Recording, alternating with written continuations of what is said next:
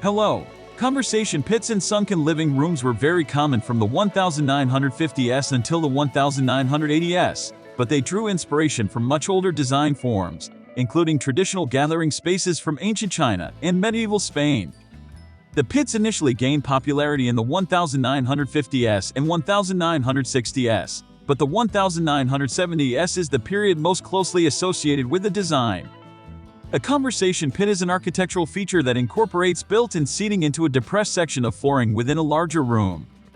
This area often has a table in the center as well. The seats typically face each other in a centrally focused fashion, bringing the occupants closer together than freestanding tables and chairs normally would. In residential design, this proximity facilitates comfortable human conversation, dinner parties, and tabletop games. Their disadvantages include accidental falls and uncomfortable interactions with those standing above in the main room. Architect Bruce Goff is often credited with designing the very first modern conversation pit in Tulsa, Oklahoma, in 1927. However, the Miller House, built in 1952 by architect Eero Saarinen and designer Alexander Gerard in Columbus, Indiana, is said to be a home that incited the conversation pit's popularity. This is according to Antonio Roman's Eero Saarinen, An Architecture of Multiplicity, which stated that the aforementioned architect was inspired by the open, yet controlled, spaces he saw in Japanese homes. A red conversation pit, since covered, but recently restored, was later incorporated by Saarinen into the 1962 TWA Flight Center at John F. Kennedy International Airport in New York.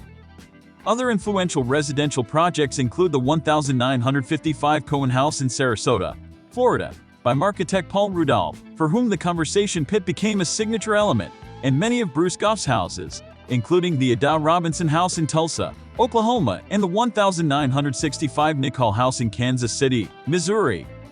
By the late 1970s, some critics felt the feature to be more of an inconvenience and potential hazard. Author Irving Fang adds, in his 1997 book A History of Mass Communication, that the decline of conversation pits symbolized a shift in which people began to use their living spaces as media rooms, not as places for conversation and communion. Many conversation pits have been filled in during renovation to create a uniform floor level. The conversation pit concept influenced the popularity of the somewhat less radical sunken living room, most familiar from the Dick Van Dyke Show on TV.